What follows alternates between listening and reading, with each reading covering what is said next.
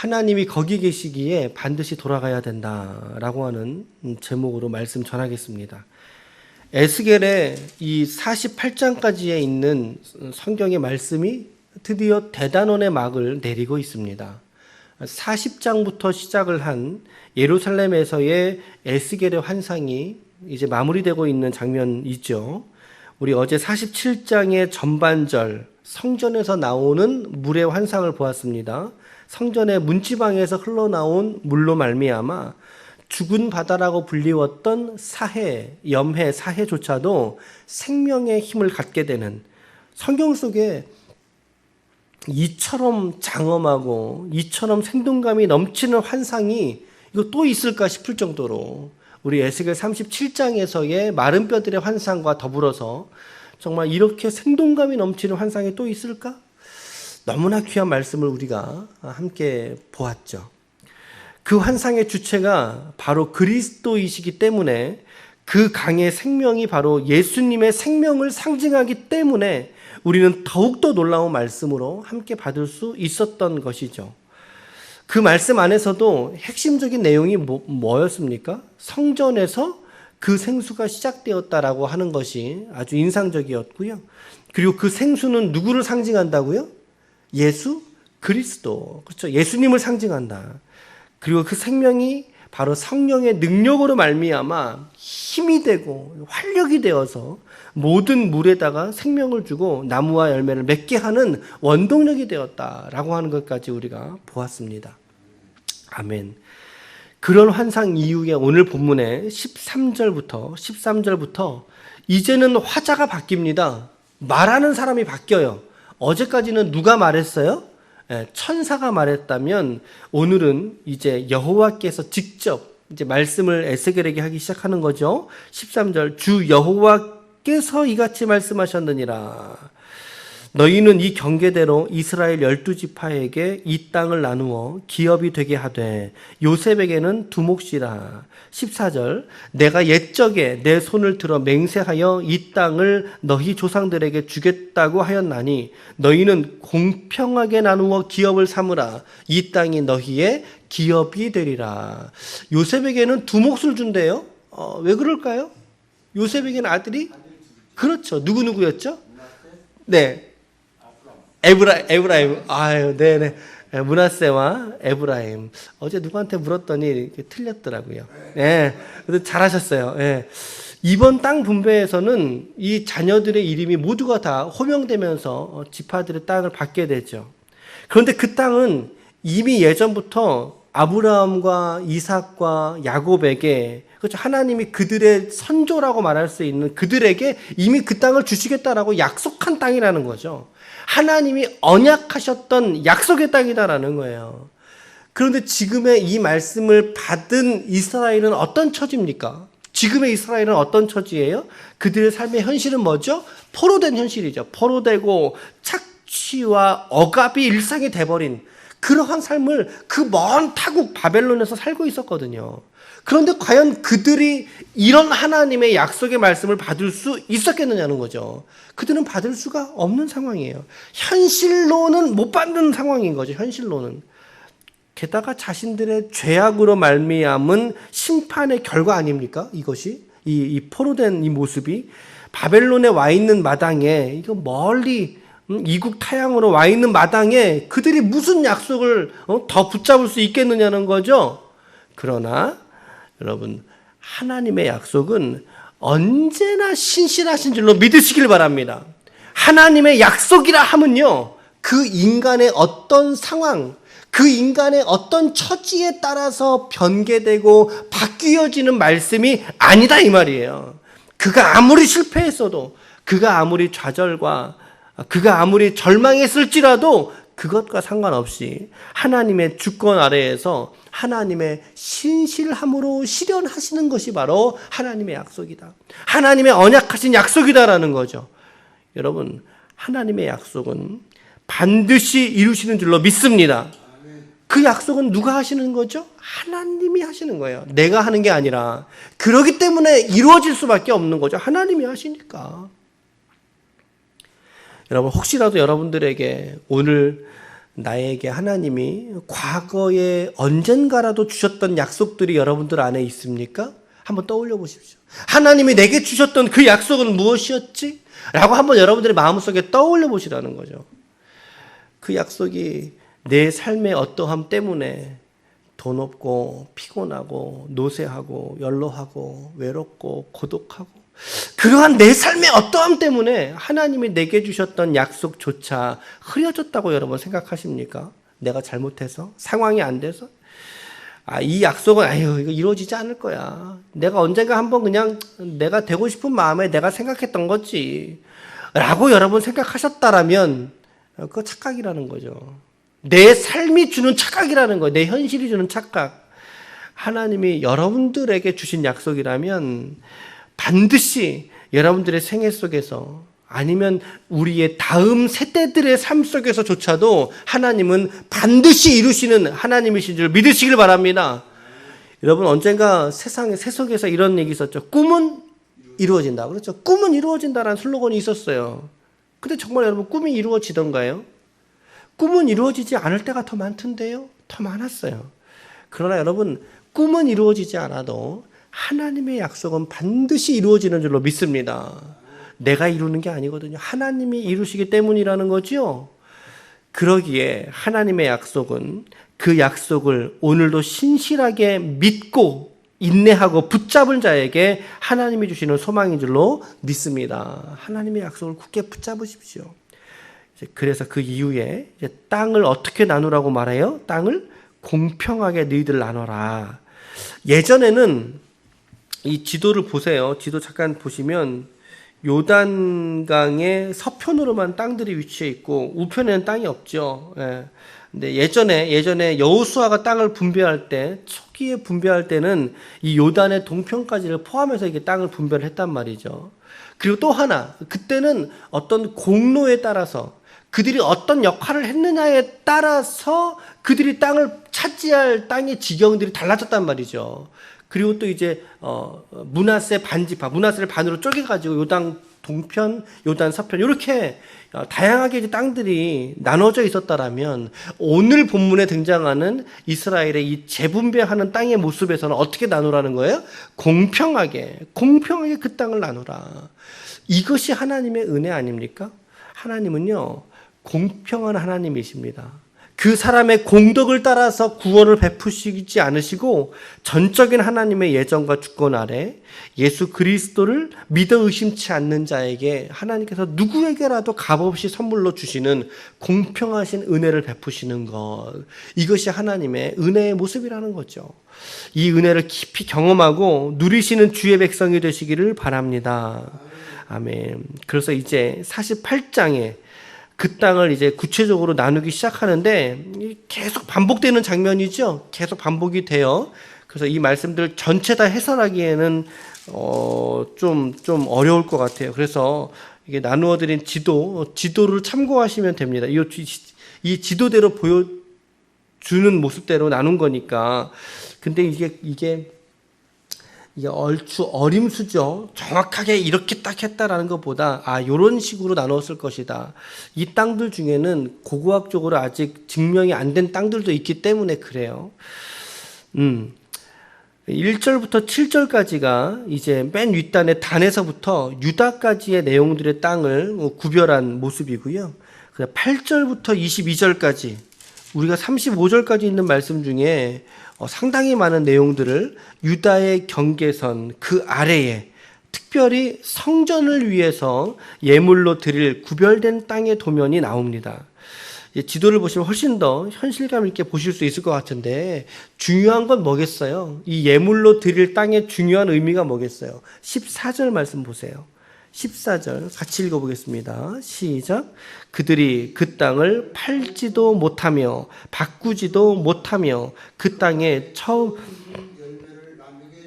못할리니 이는 여호와께 거룩히 구별한 것임이니라. 요 본문의 말씀 제가 세 번역으로 읽어드려 볼게요. 그들은 이 땅을 팔거나 다른 땅과 바꿀 수 없고 또 가장 좋은 이 부분을 다른 사람의 손에 넘겨주어서도 안 된다. 그것은 주의 거룩한 땅이기 때문이다. 아멘. 이 거룩하게 구별된 땅이 어떤 땅이라고 말하는 거예요? 가장 좋은 땅이라고 성경이 말하는 거예요. 가장 좋은 땅. 근데 게다가 21절 보세요. 21절 하반절에 보니까 거룩하게 구별할 땅과 성전의 성소가 어디에 있게 하라고요?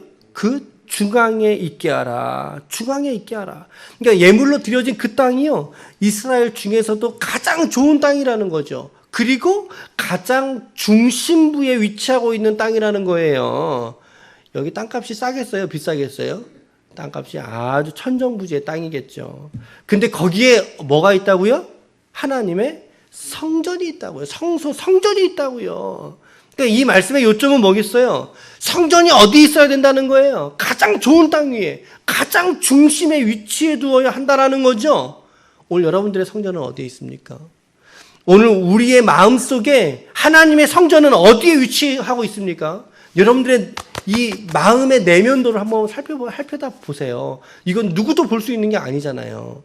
제가 뜯어볼 수도 없는 거고, 여러분들의 마음의 내면, 그 속에, 그 땅 위에 주님의 성전이 어느 자리에 위치하고, 가장 좋은 땅을 내가 주님께 드리고 있는가? 가장 중심의 땅을 내가 하나님에게 드리고 있는가? 그 중심에 하나님의 성전이 서 있냐 이 말이에요. 혹시 성전이 아닌 다른 건물들이 가건물처럼 얼기설기 섞여 있어서 지어져 있지는 않으세요, 여러분? 근데 그거 싹 다 부셔야 돼요. 그거 싹 다 부셔야 됩니다. 그거 부서지고 그 자리에 여러분 하나님의 성전을 다시 지어 올릴 수 있기를 축복합니다. 왜 그렇습니까? 그 성전에 바로 하나님이 계시기 때문입니다. 하나님이 성전에 계신다고요. 하나님이 성전에. 이 말씀이 끝절 35절 맨 끝 문장에 나오지만 조금 이따 볼게요. 우리 23절부터 보면 이제 다시 베냐민 땅부터 시작하죠. 거룩한 땅은 어디에 있어요? 바로 위에 유다가 있고 거룩한 땅 밑에는 베냐민부터 시작하죠. 이 12지파의 중심에 거룩한 땅이 있고 거룩한 땅의 중심에 성전이 있는 거예요. 그리고 이제 마지막 갓가지의 땅을 언급하고 있고요. 30절부터 35절에 이제 마지막 에스겔의 마지막 단락입니다. 예루살렘 성읍에 동서남북으로 이제 문을 짓게 되는데요. 각 방향마다 몇 개의 문을 두라고요? 3개의 문을 두라는 얘기죠. 그러니까 사면이니까 3, 4, 12, 그러니까 12문이 되는 거죠. 12문. 혹시 떠오르는 생각 안 떠오르세요? 12문 이러니까? 우리 요한계시록에서 그렇죠. 거기서 봤던 12문 기억나시죠? 12진주문. 그런데 계시록에 나오는 21장에 나오는데 그 문들의 이름은 뭐였어요? 12제자들의 이름이었어요. 12제자의 이름을 따라서 이제 요한계시록에 12문이 기록이 되어 있었는데 오늘 에스겔의 성전에서는 12지파의 이름들이 새겨져 있는 거죠. 12지파의 이름이 모두 새겨져 있어요. 자, 35절 말씀 다 같이 읽어보겠습니다. 시작. 그 사방의 합계는 18,000척이라 그날 후로는 그 성읍의 이름을 여호와 삼마라 하리라. 여호와 삼마가 무슨 뜻이에요? 여러분 뭐 해설 성경이나 여러분 성경에 혹시 기록 안 돼 있나요? 여호와 삼마. 그렇죠. 여호와께서 거기 계신다. 여기 계신다. 거기 계신다. 그 말입니다. 여호와께서 거기 계신다라는 뜻이에요. 그렇다면 하나님이 오늘 어디 계신다는 거예요? 하나님이 성전에 계신, 아멘. 하나님이 성전에 계시겠다는 약속의 말씀인 줄로 믿습니다. 여러분, 하나님은요, 성전에 계십니다. 하나님은, 여러분, 이스라엘이 왜 예루살렘으로 다시 돌아가야 되는지 아십니까? 바로 말씀하신 그 성전에 하나님이 계시기 때문이라고 약속하셨기 때문에 이스라엘은 반드시 다시 자기 본토로 돌아가야만 한다는 거죠. 여러분, 오늘 저와 여러분들이 돌아가야 될 곳이 어디입니까? 오늘 주의 성전으로 돌아오시기를 축복합니다. 하나님의 성전으로 여러분 돌아오십시오. 하나님이 계시는 성전으로 여러분 다시 돌아오십시오. 여러분들의 포로된 그 자리에서 나오십시오. 죄와 사슬의 포로에서 그 사슬을 끊고 나오셔야 됩니다. 복음과 생명의 자리로 나오셔야 됩니다. 성전의 문지방에서 생명수의 강이 흘러나왔습니다, 여러분. 바로 하나님의 성전으로 여러분들의 두 팔을 높이 들고 진리의 터요, 말씀의 자리인 성전으로, 참된 하나님의 교회로 여러분들 나올 수 있기를 축복합니다. 더 가까이 나올 수 있기를 축복합니다. 아멘. 그래서 이스라엘이 돌아가야 될 이유, 자기 본토 이스라엘로 돌아가야 될 이유가 바로 여기에 있다는 거죠. 이스라엘은 반드시 돌아가야만 했습니다. 하나님이 거기 계시기 때문에, 거기 계시기 때문에. 여러분들의 마음에 하나님의 거룩한 성전을 지어가시기를 축복합니다. 맞죠? 우리 교회가, 기쁨의 교회가, 여러분들이 섬기시는 교회가 하나님의 거룩한 성전으로 지어져 가야 할 줄로 믿습니다. 그리고 여러분들의 심령과 마음이 하나님의 교회와 성전들로 새롭게, 정말 새롭게 지어져 가시기를 간절히 축복합니다. 그래야 우리 주님을 그 성전에서 우리가 기쁘게 배알하죠. 기쁨 중에 우리 주님 만나죠. 구별하여 예물로 드리는 땅으로 여러분들의 마음을 기경할 수 있길 바랍니다. 여러분들의 마음을, 그 땅을 기경할 수 있기를 축복합니다. 그곳에서 하나님이 오늘 계시겠다라고, 여러분들의 마음의 성전 삼은 그 자리에 하나님이 계시겠다라고. 주님이 지금 계시잖아요. 성령으로 여러분들 안에 임재해 계시잖아요. 그러므로 오늘 여러분들의 삶이 여호와 삼마의 삶이 되시길 바랍니다. 여호와 삼마의 삶인 거예요. 우리의 인생이. 하나님이 이렇게 약속해 주고 있다는 것을 여러분들의 일상 안에서 결코 잊어버리지 마시라는 거죠. 그래서 이 이야기를 들었던 포로된 백성들은, 그래, 거기에 하나님이 계셔? 그러면 우리를 그 땅으로 인도하시리라 라고 하시는 소망이 충전한 그러한 삶을 그들이 그 땅에서 버텨내고 살아낼 수 있었을 것입니다.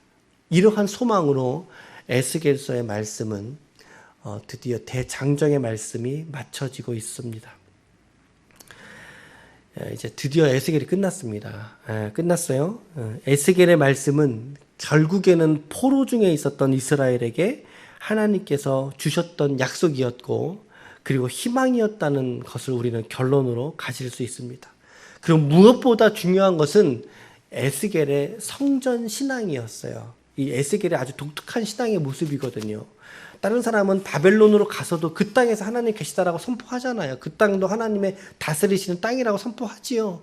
그러나 에스겔은 그러한 가치관과 함께 더불어서 하나님이 너희의 약속하신 그 땅에 계신다라고 하는 성전 신앙, 성전 신학, 이것이 에스겔의 아주 독특한 면모였습니다.